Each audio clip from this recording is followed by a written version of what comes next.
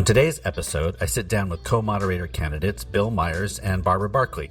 This is part of my series of conversations with each of the four teams standing for co-moderator of the 227th General Assembly of the Presbyterian Church USA. Barbara is a member of the Presbytery of San Francisco and is the pastor of Clayton Valley Presbyterian Church in Walnut Creek, California. And Bill is a member of the Presbytery of West Virginia and the pastor at First Presbyterian Church in Charleston, West Virginia. In each episode, we discuss the future of the church, faith leaders and direct action, Christian nationalism, ICE and immigration, Christian Zionism, artificial intelligence, the debates about marriage, and more.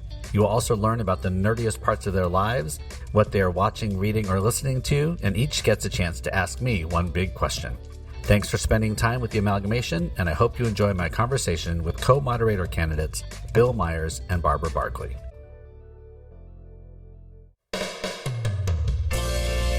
My name is Bruce Reyes-Chow, and you found the Amalgamation Podcast.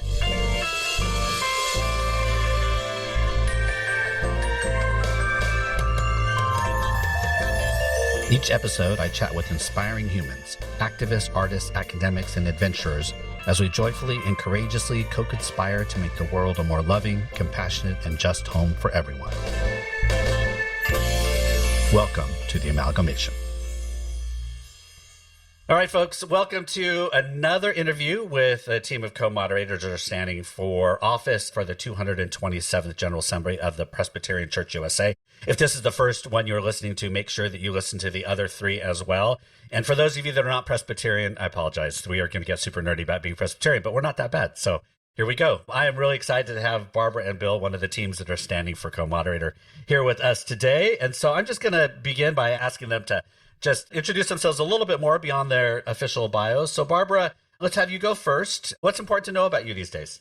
What is important to know about me? So I've been doing a lot of work about how we talk to each other across differences, both in my congregation and actually at the presbytery level too. And I feel like that is the most important thing that I bring, is that we really need to lift up the voices of those that are silenced or are isolated or are alienated. So that includes both people who are racial ethnic people, talking across those kinds of differences, but it also includes political differences, because I don't think that we're going to heal the gulf in our country by continuing to just separate ourselves from people who disagree with us. Personally, I'm very mindful of the privilege I've been given as a white person, and I feel that I'm really called to uplift other voices. So, now, Bill, what's important to know about you these days? I love the people of West Virginia. West Virginia wasn't on my radar 5 years ago. Happened to match with this congregation and saw they wanted to do a ministry with young people aging out of foster care, and that caught my attention. And when we got down to West Virginia and started meeting people, not only in the church, but also at the West Side Kroger, it's just, the people of West Virginia are amazing. Having been here for about 5 years, I no longer equate visibility, money, or institutional influence with vitality. I believe the church is often most alive in places our denominational systems barely notice, but I'm grateful for this opportunity I've had. Typically, you go into the West Side Kroger, and if you're tall, you'll talk to about 10 different people. The conversation always starts with, could you reach that for me? That never happens to me, just for the record. You can't really tell from screens. But anyway, all right. So thank you all. I want to know your origin story. Let's start with this first. So how did you get to this point of, I'm going to stand for co-moderator? How did this all begin? I was nominated in November 2025, but it began actually before that. I was born in Honolulu, Hawaii, and of all places, Hawaii and West Virginia really seem connected in many ways. They're extraction states. Their people are people of story and hospitality culture, obviously very unique in their own ways. But I saw these connections and I thought, wouldn't it be wonderful to stand with somebody from Hawaii and help people see that two seemingly different peoples could have a lot in common. That didn't work out. And after several months of trying to find somebody who would, and about the time that the office of the stated clerk was saying, well, if you don't find somebody, you're not going to be standing. We changed that a couple years ago. Barbara called, and I'm going to let her tell that part of the story because it's absolutely amazing. So my part of this story. So there was an article about Bill, and it came across my husband's Facebook page. And you need to know that my husband has nothing to do with the church, nothing. And he found this article and he came to me and he said, I really believe you're supposed to stand with Bill. And I said, well, too bad for you. You're just being my husband who loves me. That's ridiculous. No.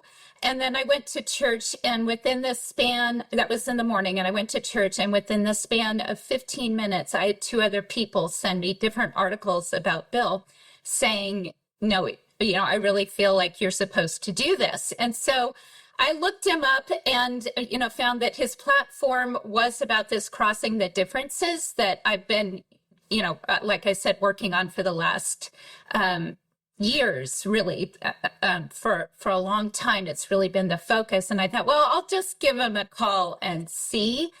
And then kind of what ended it for me, or what really felt like the confirmation that I was supposed to do this. I'm part of a group in San Francisco Presbyterian of pastors who speak Spanish. And I need to tell you, I don't speak Spanish, but I understand a lot of it. And I'm taking Spanish at the local community college. So I'm trying to speak Spanish, but I really don't.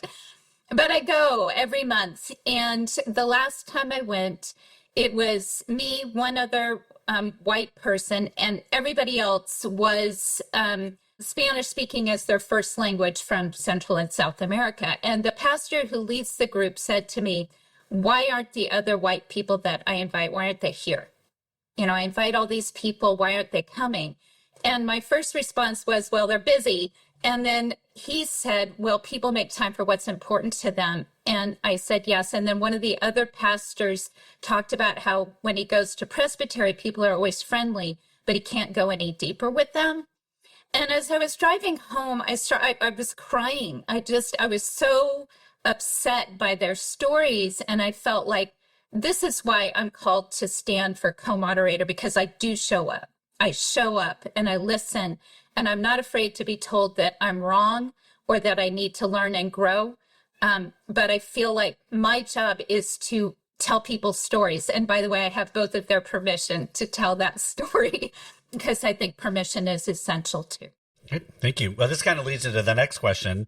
Why you two now? Like the season of our denomination in the world and all those kind of things. Why this Bill and Barbara pairing now? Why should we vote for you? I'm going to start that, and I'm going to say that when I first decided to do this, one of my hesitations was that both of us are white. Because I do feel, again, that those voices, those marginalized voices need to be lifted up. But our denomination is currently over 80% white. And as I mentioned before, I don't feel like it's the job of racial ethnic people to be educating white people on their racism. So I also feel like we have a way of lifting up those voices, number one, from a place of privilege that people might hear. And number two, as I said, both of us are interested in crossing the political divide and have been doing that. So I could tell you stories about how I'm doing that in my own congregation. Very briefly, we've started this series of talking across the differences. The first one, we talked about immigration. The second one, rent control. And the third one, abortion. Yay, all hot topics. But, really doing education within our congregation about how to stay at the table, how to stay in the conversation, how to call people in rather than calling people out when they say things that need to be addressed, how to widen the table, include more places, and how to use, I'm going to use an acronym, THINK, which is not mine. It was popularized by Alan Redpath, but I love it. THINK, wait before you speak. Is it true, helpful, inspiring, necessary, and then kind? And if it's not, tweak it. And so that's why I feel like, yes, I'm going to do this. Okay. Thanks, Bill. What about you? Couple things. I've got a lot of experience helping people cross the aisle. I served a church a few years back. The January before I arrived, they had a congregational meeting where they actually elected somebody off the floor to serve on session, even though the nominating committee had presented a full slate of officers. That doesn't happen, but it did. And the reason it did is they had had a conversation a few months before on Christian marriage and felt that their concerns weren't being heard. They didn't agree with same-gender marriage, and they felt that it was being forced upon them. Well, flash forward a couple years later, and we had 2 women in the congregation who wanted to be married. And I said, I'll take this to session, and I did. So I said, folks, we're going to treat this like any other request. Let me hear what you're thinking. And the first person said, well, I'm against it personally, but my dinner table's divided, and my father told me never to judge. And so I think we should perform the wedding. And another person said, when I first came 15 years ago, I got divorced and remarried. The Bible's speaks a lot more clearly to my situation than it does this one. So even though I'm not comfortable with it, I think we should do the wedding. That went on for 45 minutes in a session that was about 60-40 split. And they finally said, Pastor Myers, what do you think? And I said, well, you're the spiritual leaders of our church. I said, if you approve, I'll perform the wedding. And if you don't approve, then I'll probably perform it somewhere else, but I'll respect your decision. So they voted. They were unanimous in approving my performing the wedding. And so the next Sunday, I went to the congregation. I said, folks, you need to know, we're going to be doing this wedding. I said, session's as divided as you all are on this issue, but they wanted to make a statement that we are a church that welcomes everyone. We respect people who don't see the world the way we see it. And we had no pushback. That congregation moved forward with that wedding. A year or so later, there was another wedding. And since I've left, they're doing some really amazing things. So we found our way through. Even though they remained somewhat divided on the issue, they found unity at the table, unity in Christ as the body of Christ. The other piece, real quickly, there's a narrative about West Virginia out there and the people of West Virginia that is just false. So many good people have come from West Virginia, have contributed much to our nation. You think of particularly Presbyterian women in education, worker safety, children's welfare, historically. It's an amazing state. And a lot of that has to do with the small Presbyterian church that fill our state in the Presbytery of West Virginia. I want the opportunity to tell some of those stories. Why? Because they're stories of resilience and celebration and hope. And I think there are a lot of congregations out there across the country today that have similar stories and need their stories affirmed as well. Great. Thank you all. So you're doing this, I get to drop in that I was a former moderator and everyone who does this podcast. The only time I get to talk about it, nobody really cares. But when I did it many years ago, I was 218th General Assembly, which feels like forever ago. We elected, it was one moderator at that point, but we got elected at the beginning of General Assembly. And now this is the first time we're going to shift that, where you all will go through General Assembly as, commissioners. Folks are going to know your standing, but you're commissioners. And then you get elected at the end. Tell me what you think about that. Pros, cons, otherwise. I have thoughts, but what are you thinking about how that might be helpful? Are there any ways it might not be helpful? That you're being elected not by the group that you're going to moderate. Structural change is inevitable in our denomination because of financial challenges, organizational pressures, you name it. But the reality is we are elected, or whoever will be elected to lead as the body.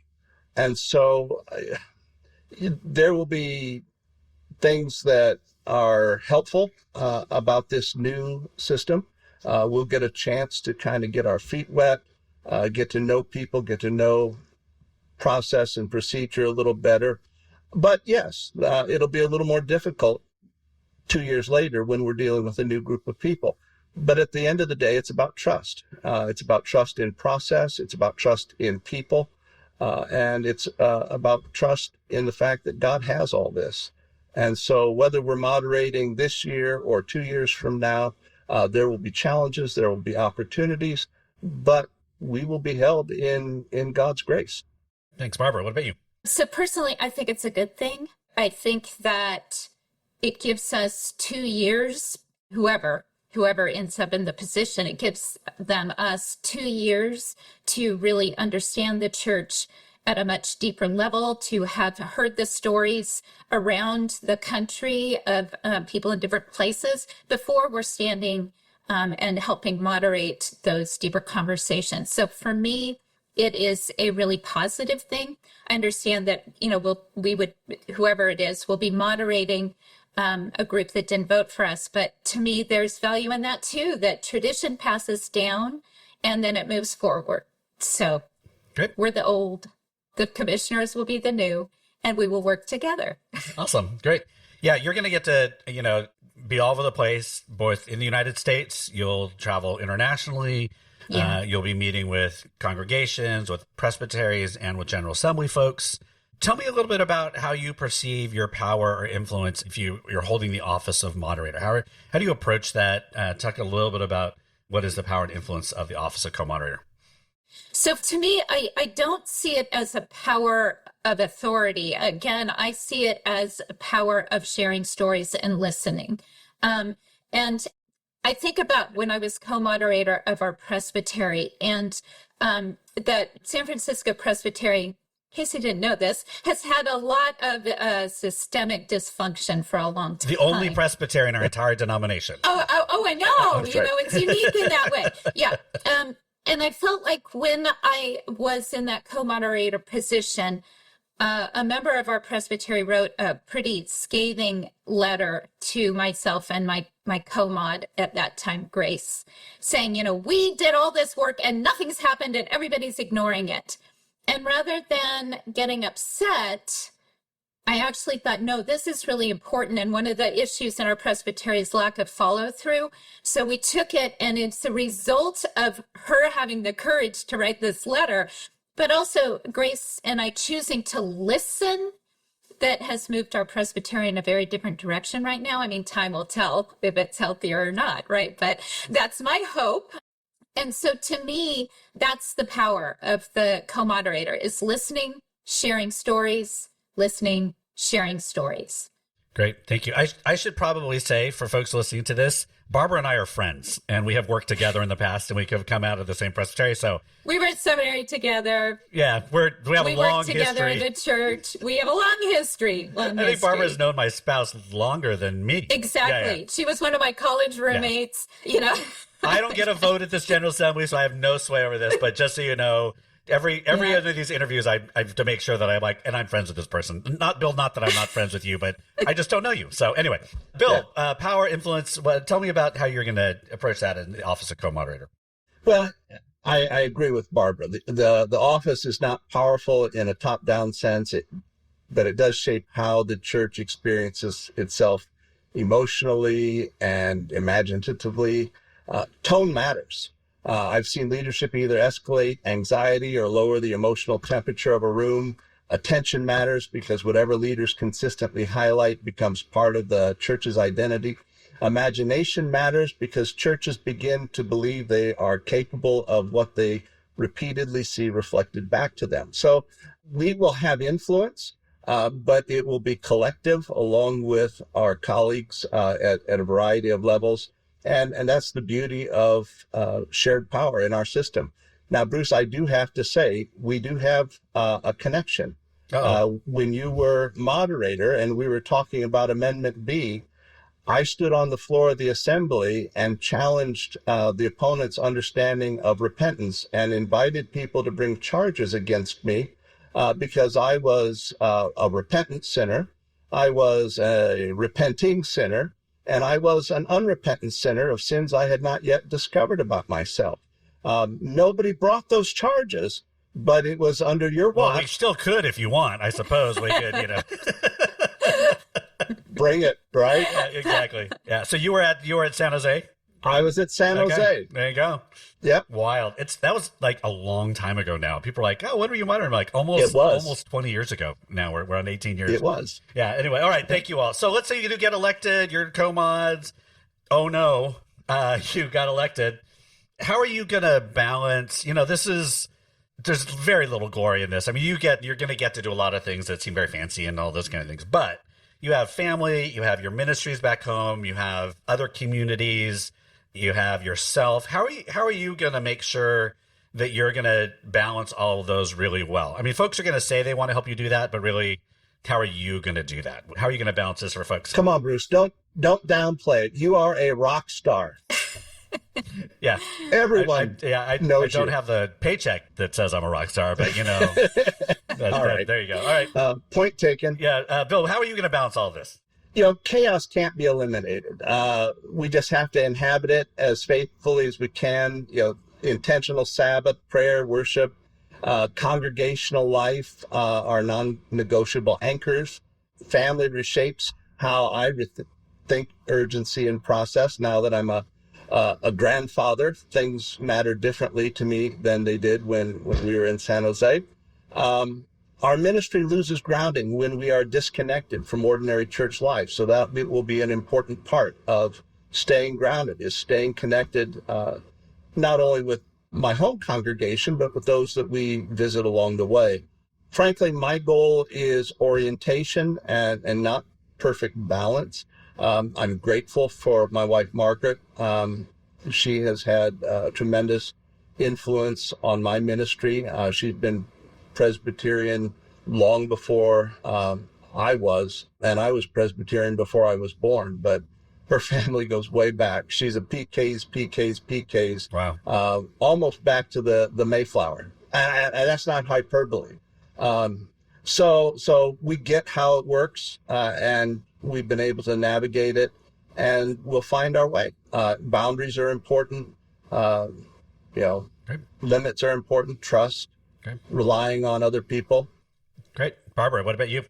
So I am neurodivergent. I have pretty severe ADHD, which has been usually referred to as Energizer Bunny. People keep saying, how do you keep this high energy? So very high energy. Currently, I'm working 3 jobs to pay for my kids' college. I would drop 2 of them. What, you want a fourth job? I don't understand. Yeah, exactly.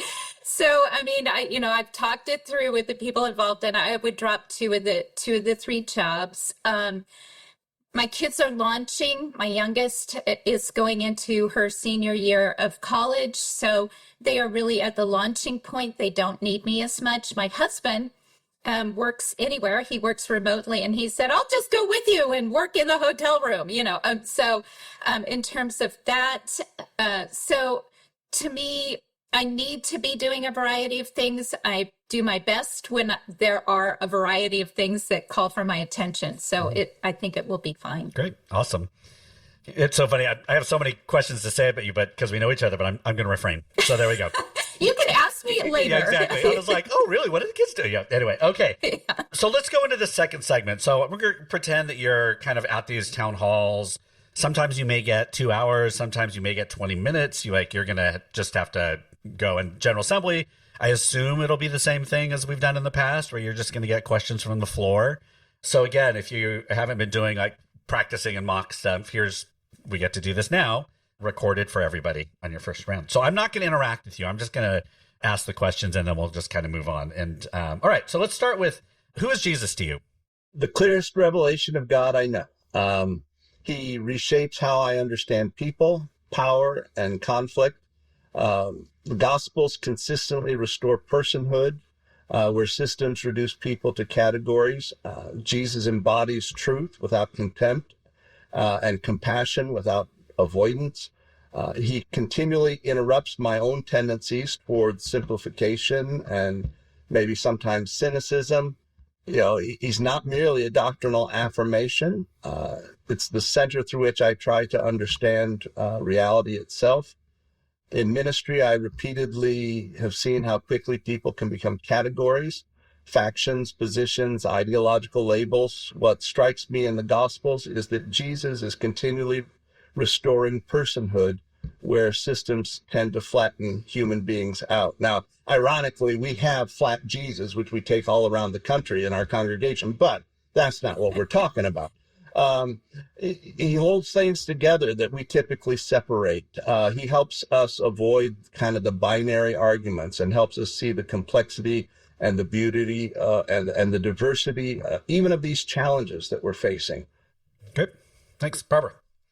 So, when I thought about this, I could give the standard, what you say when you're up for ordination response of, Jesus is God incarnate, the second person of the Trinity, blah, blah, blah.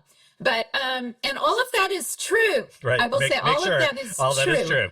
Yeah, all of it is true. So I don't want to minimize that. But I think for me, the most important thing is that Jesus shows us in his actions and his behavior exactly what it means to love your neighbor as yourself. And what that looks like is uplifting the marginalized again and again and again, bringing healing, listening to stories, being changed even by comments like the Syrophoenician woman saying, yeah, but even the dogs get the crumbs at the table, being really listening at that depth level where he's willing to be, his ministry is willing to be expanded because of the comment. And at the same time, not alienating and isolating and cutting out other people. I mean, one of the most important things for me that I've grown to understand is he still ate with the Pharisees he was condemning. He didn't cut them off. He included them. He kept them at the table. Right. So he was really a rebel in that, bridging between polarized people and not giving up on anybody. Great. Thank you. All right. So as you travel, should you get elected, everybody's going to be talking about the consolidation. So let me ask you, what are your thoughts on the recent consolidation of General Assembly, Mission Council, and the Office of General Assembly into Presbyterian Life and Witness? What are your thoughts? So this is the question I feel least prepared to answer in that I feel like I'm still learning about it. I was very concerned about the denomination doing away with the missionaries, some of whom were my friends and people I deeply respect. So I was very concerned about that. I know that the Unification Committee worked very hard to bring this about. And I also know that there's a lot more that's coming up at General Assembly for us to continue to do a deeper dive into exactly what happened and why. So I understand the pros of it, that it's streamlined and there's more communication, but I also am concerned about the cons. And I just feel like this General Assembly, I hope, will clarify a lot of that for me. So there's areas I don't have answers to, and that's one of them. Great. Thanks. Bill. The consolidation responds to real institutional pressures. Efficiency alone can't sustain ecclesiastical connection. Structural change always carries relational consequences. Congregations can feel increasingly distant because of this, the decision-making process. So the deeper question for me is whether connection is strengthened or weakened by the consolidation. I understand the logic behind it. The church faces real financial and administrative realities, but structural efficiency isn't the same as relational health. I've seen organizational reforms that improve operations while unintentionally weakening connection. Over time, people stopped saying this system is inefficient and started saying, I don't think we matter anymore. So we're just going to have to kind of keep an eye as we grow into this new structure. Are we maintaining the relationships, the connectedness? Are we finding ways for the church not to be as, say, theologically or relationally distant as it has been in the past sometimes? I really, my focus will be on the relational fabric that we're trying to preserve. Great. Go, Barbara. Bruce, can I back up? Because I remembered what I wanted to say about Jesus. Yeah. Okay. So we can always talk more about Jesus. It's fine. Exactly. Okay, good. The other thing I wanted to say is that I really feel that the resurrection is hugely important. That what it says to us is that even death is nothing to be feared, and therefore we can have the courage to stand up for the marginalized. We can have the courage to work for justice. We can have the courage to speak truth, but in kind ways, like I said, using the acronym think. I just really strongly feel that. So that's a lot of the importance of Jesus for me too. Okay, thank you. All right, this next set of questions, I tried to write them as if they're going to come from a variety of perspectives. Yeah. So nobody quote me that these are the things I think. So okay. The first one's easier, though. Let's start with this. Where do you see the church thriving, and where do we need to step up more? With Barbara, why don't you go first? Okay.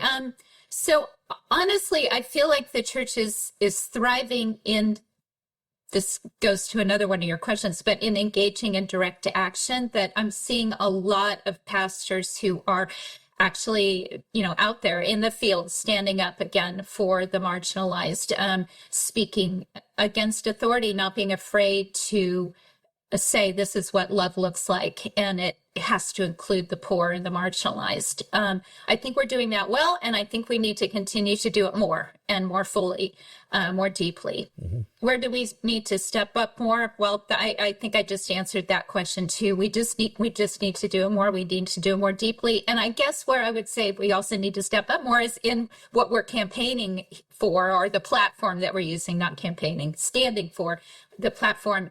We need to listen even better to those people we disagree with. We need to figure out how to keep them at the table rather than having those people who disagree with us leave the denomination or take their congregations out of the denomination.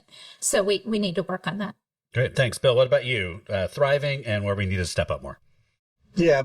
And Barbara and I agree on everything she just said.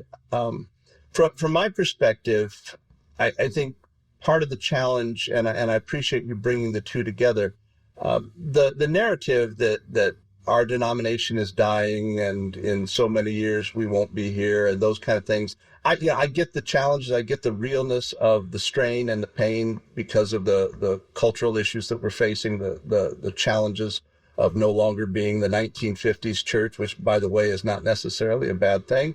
But what I really want to lift up is the fact that I consistently see vitality in places that sometimes that denominational narrative overlooks. Recovery ministries, immigrant congregations, campus ministries, small churches quietly embedded in their community life.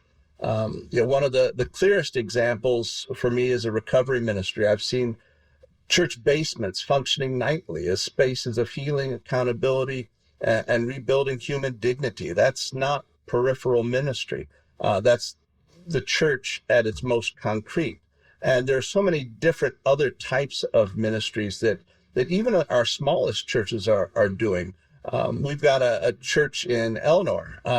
They've gotten down to 3 members in 2020, but because of their hands and feet ministry in the community, they've grown to, I think, 20, 24 people, 25 people. That's an important story. It's a story of resilience, and it's a story to be celebrated. And I really think one of the places, certainly affirming everything Barbara said about lifting up marginalized communities, I also think we need to do a better job of telling those important stories of ministry occurring where we might least expect it. A lot of these churches have been written off.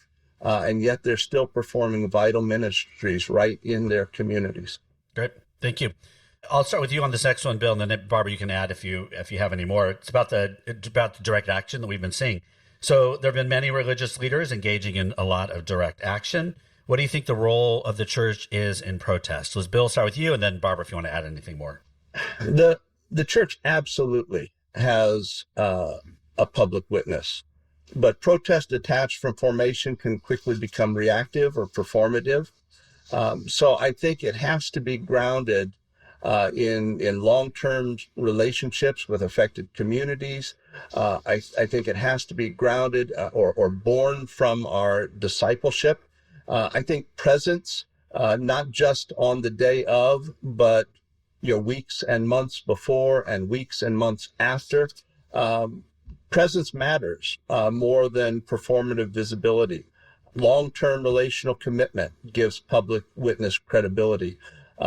I think creativity in protest is absolutely essential because the narrative can be turned so easily. So absolutely have participated in protests. I affirm that part of the church's witness, but it has to be born of our discipleship. We are Protestants. I mean, we are Protestants. There's a reason we have that name, but I would like to piggyback on what Bill said, because I think it's good. I mean, I too go to protests, that. And I think that letter writing, there's other things that need to be done as well. Letter writing, showing up to talk to politicians, lobbying, whatever. I mean, there's a lot that needs to be done, and it does need to be done and grounded in our faith and in our loving of the least of these. Great, thank you. So I don't understand why Christian nationalism is bad. Shouldn't American Christians care about the United States? Do you have another day? Well, I know we could do it. We could do it. This is your practicing town halls where you have to be like, somebody's going to ask about Christian nationalism. What say you?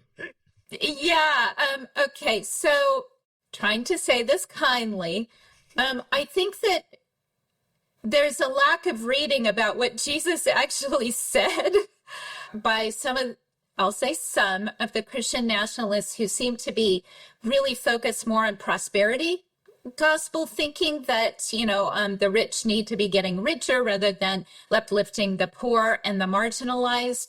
I also think that loving the least of these means, accepting people who are not necessarily Christian, and loving them as well. So I feel like this, I'm going to stop there because I'm going to go down a... I said, you're thinking as you have modeled for us. Yeah. Yes. Go ahead, Bill. What about you? Christian nationalism. Nah, you're good, Barbara. When I was a child, I'm old enough to remember when TVs actually signed off. And two pieces of music that they played when the TV signed off for the night was A Mighty Fortress Is Our God and The Star-Spangled Banner. And as a child, I would stand at attention for The Star-Spangled Banner. Listen, my grandfather was at Great Lakes Naval during World War II. My father was at Pearl Harbor. That's why I was born in Hawaii. So I was part of the problem in Hawaii. My stepfather was a sergeant in the Marines, and that was an interesting life growing up. But, we would go to Memorial Day services, you name it. What I'm saying is, yes, Christians should care about their country. I don't think that's the issue. The issue is when a nation becomes treated as uniquely aligned with God's purposes in a way that blurs the theological boundaries. Historically, when that fusion occurs, churches lose the ability to critique power honestly because national identity begins shaping theology more than the gospel shapes national identity. I knew members of the greatest generation. Their patriotism was much different than the patriotism of today.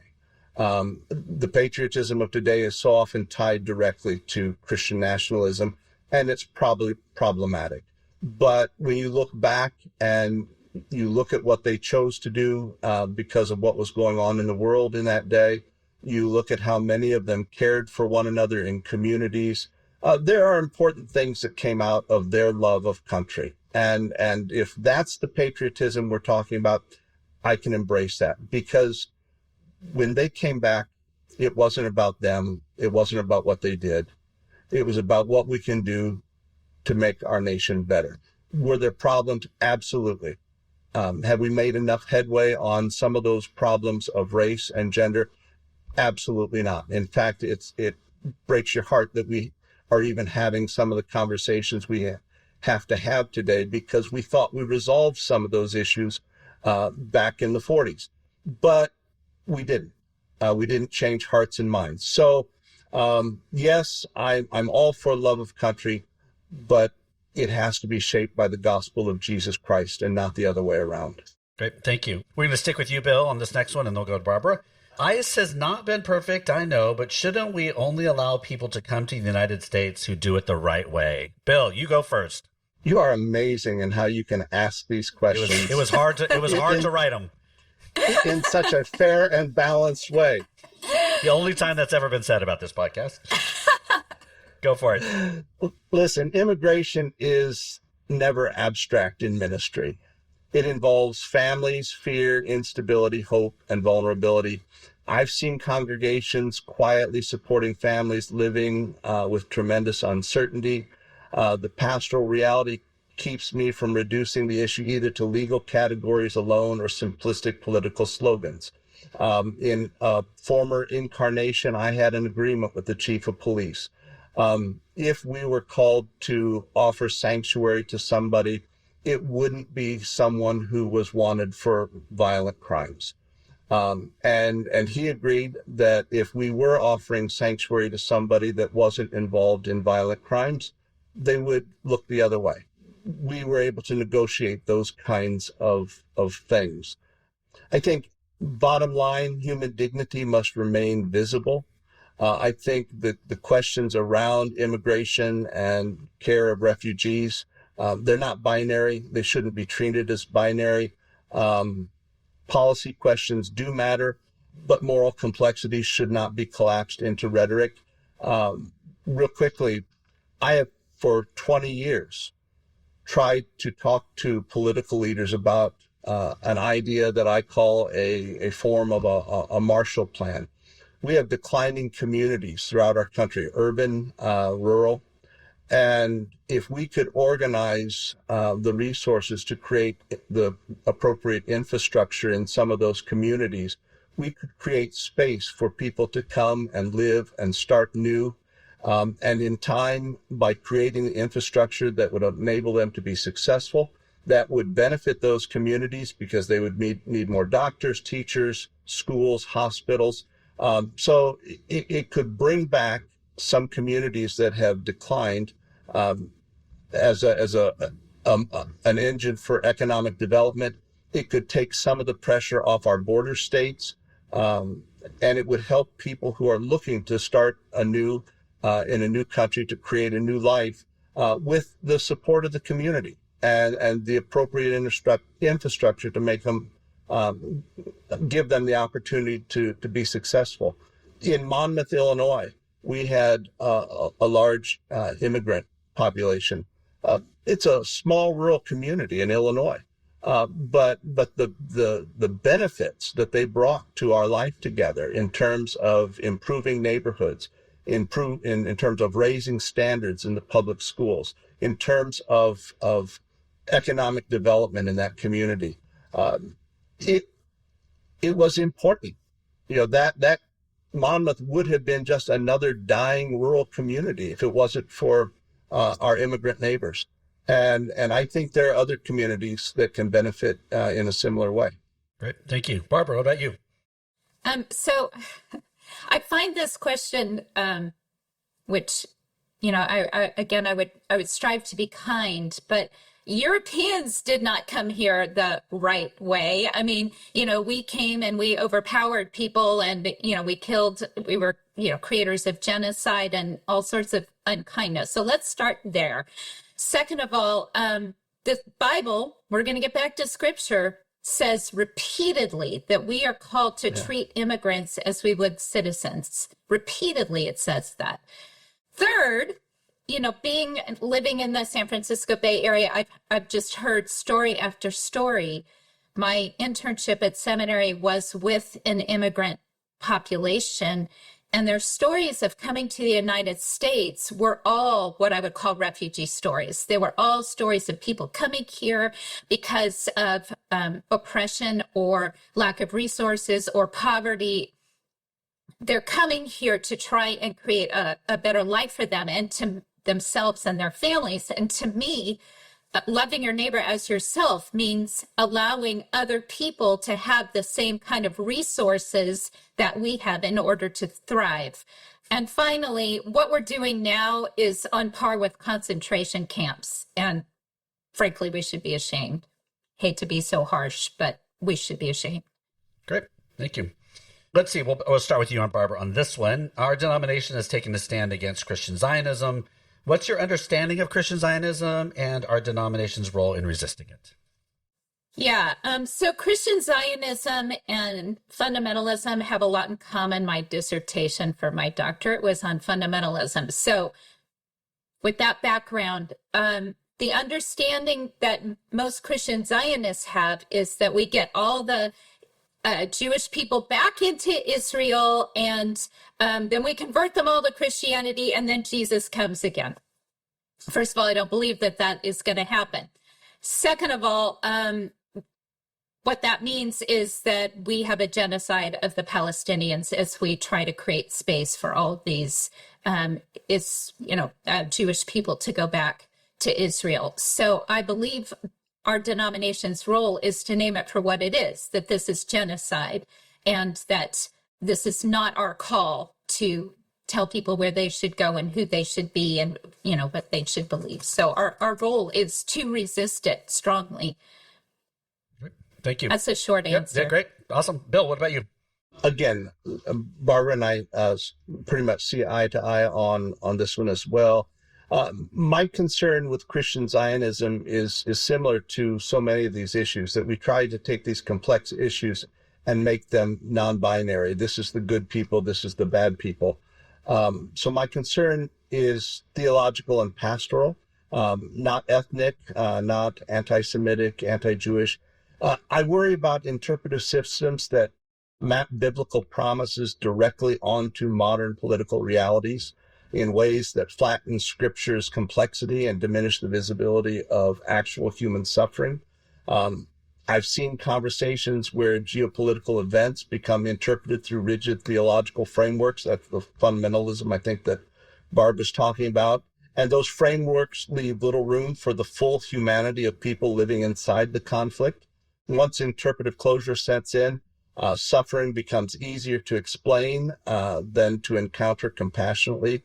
I think the church must resist any theology that depends on the erasure or minimization of human beings and their suffering. Great, thanks. I don't know if you've been following the news, but people are talking a lot about artificial intelligence these days, a little bit, just a tad. There's been a lot of debate about it, about AI. What do you think about AI and using or not using it in ministry? Bill, we'll start with you.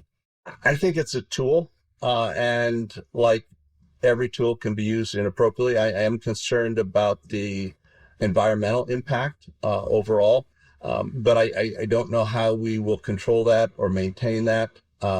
We have similar challenges with iPhones, with our automobiles, things like that.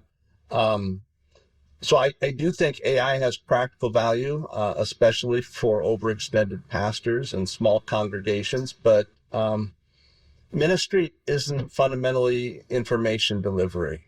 It's presence, it's discernment, it's silence, it's listening, it's embodied care. So I think the key question with any technology is, does it support human relationship, or is it a substitution for it? I think all of our effort has to be on enhancing relationships, and I'll say more about that a little later. Great, thanks. All right, Barbara, what about you? AI. Yeah, so similarly, it definitely is a tool that has been found very helpful in things like diagnosis of illness and early diagnosis. But data source manipulation and bias are extremely problematic, as well as overuse of resources and putting people out of jobs. Also, use of AI to falsify people's statements and actions is also problematic. So I believe that regulations towards the caring, again, especially for those who have limited access to work and water and energy, are going to be essential as we move forward. I have no illusions that we can just stop AI. So I think those regulations, and keeping in mind, as Bill said, that if it's for the good of people, great, but it's not a God, as the article that came out Just recently in the New York Times and other places that the Pope was saying AI is not a god and we have to stop treating it like it is. Great. Thank you. All right, Barbara, we'll stick with you. What do you think about the ongoing debates about marriage in our denomination? Let's say in our denomination. Yes. Yep. Yeah, I knew what you meant. Personally, I don't think it's our job to micromanage other people's sexuality.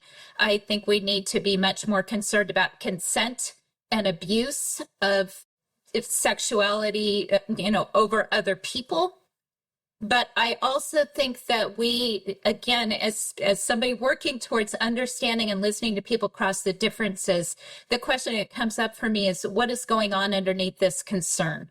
What is happening for people that they're trying to set these limits and parameters around other people's sexuality, and what are the common values underneath? I mean, why is this coming forth now?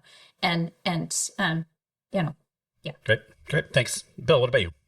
Yeah, I see this as, in some ways, the beginning of a conversation. And these conversations are deeply personal for many people. They're not abstract theological exercises. We have to remember that. So what matters to me is whether we can remain in covenant community while we continue discernment on these questions.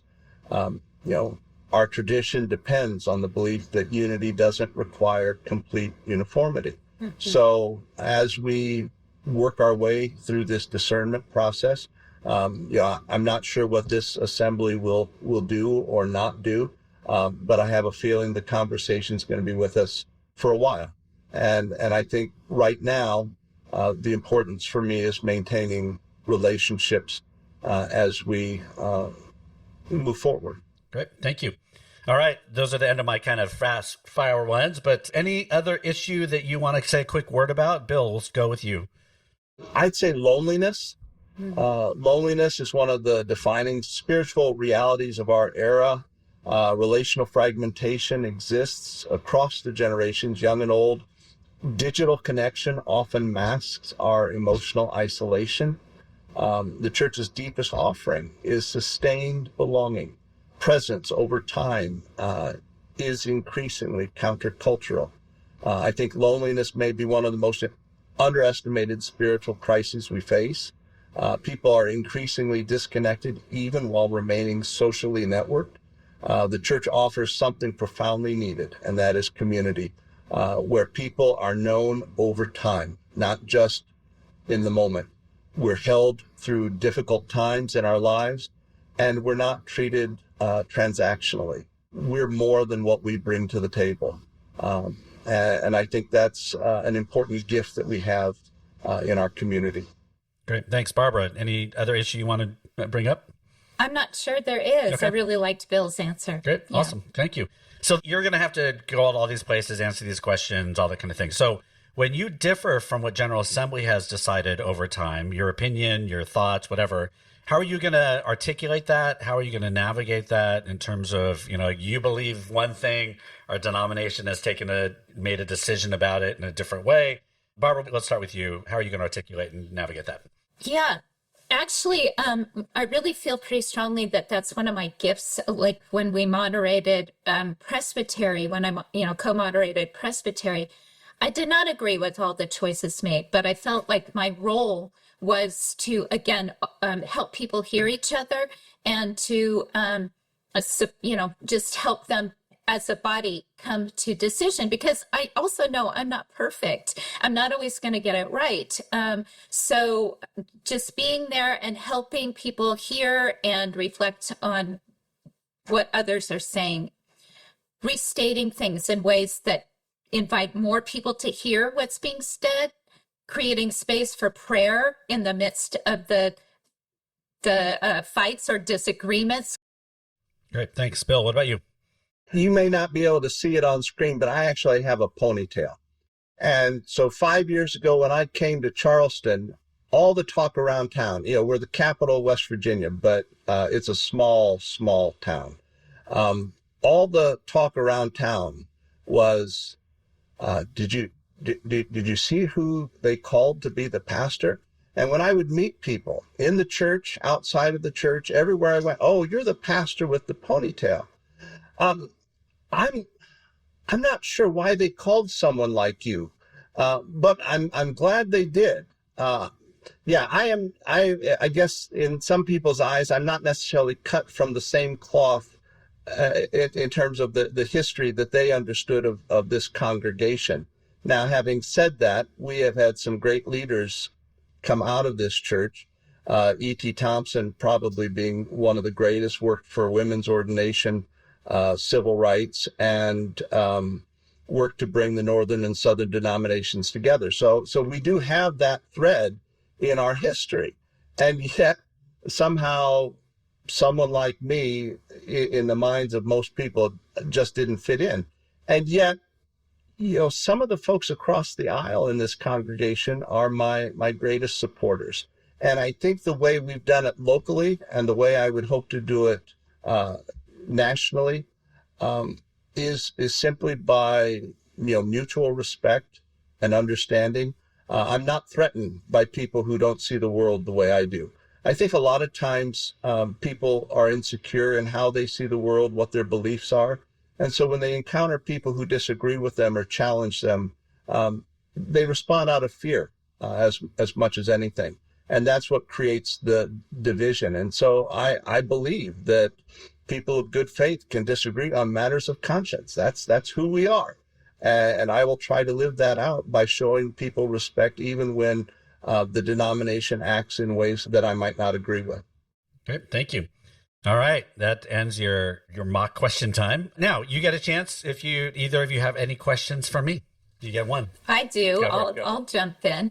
So is there anything that you regret about your time when you were moderator? Ooh. Regret? You said you don't get to talk about it much, so here you go. You get to talk about it. It's a great question. Is there anything you would regret? Oh, that's a very good question. I think it probably took bigger. So again, it was different back, right? I was one moderator for 2 years versus the co-moderator, and the office has changed since pandemic, and I don't think it's been easier or not. It's just different. But they required a lot more travel by one person. I think I probably didn't pay as much attention to what that did to my family. I had 3 young children. My spouse, she's amazing and wonderful and supportive.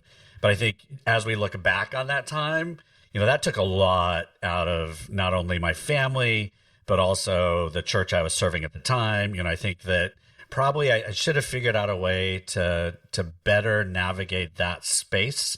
Because I was one of the first folks with young children to hold that office. And so it was a new thing for everybody. So we tried to make some room for it, but I think that's probably the biggest regret in terms of the experience. I have very few regrets about the entire experience, but that's probably one of them.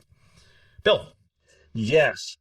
After all your years as a rock star in ministry and leadership, what is something you still find surprising in a good way about the church? Ooh. You say that like I'm almost done, but yes. Let's see. What I still find surprising about the church. Ooh, that is. You have very good questions there. I still am surprised that people don't believe in the resurrection in whatever way they want to, whatever way they want to, bodily or whatever, however you want to think about that. I just, the constant. Just having to remind people that resurrection people. And so what does that mean? Does that actually mean something to the way we live? Does that matter? I am constantly surprised by the level of, again, things are terrible. It feels bad. There's always a place for despair, certainly. But I think at the end of the day, so many of our decisions, deep decisions, are made because we don't trust the resurrection. And that's still, I reserve the right to always be surprised by that. I'm not always, but anyway, there you go. All right. That's wonderful. Great. Thanks. All right. So my 3 sections, kind of just to get to know you a little bit more. We're going to start nerdy and the niche. What's something about you that is super nerdy or folks would never guess? And Bill, we'll go with you first. I can tell you the plot line to every episode of Gilligan's Island within the first 30 seconds. It's like Name That Tune. Well, you want to hear the rest of the story. A few years back, I was called by a director in Traverse City because I hadn't shown up for the auditions for Mamma Mia. And I said, well, Denny, I said, I'm not really a musical person. She said, no, I really want you to audition for this show. So, auditions were going on when she called. So I went, and it was my turn. And I said to the pianist, I didn't have any music.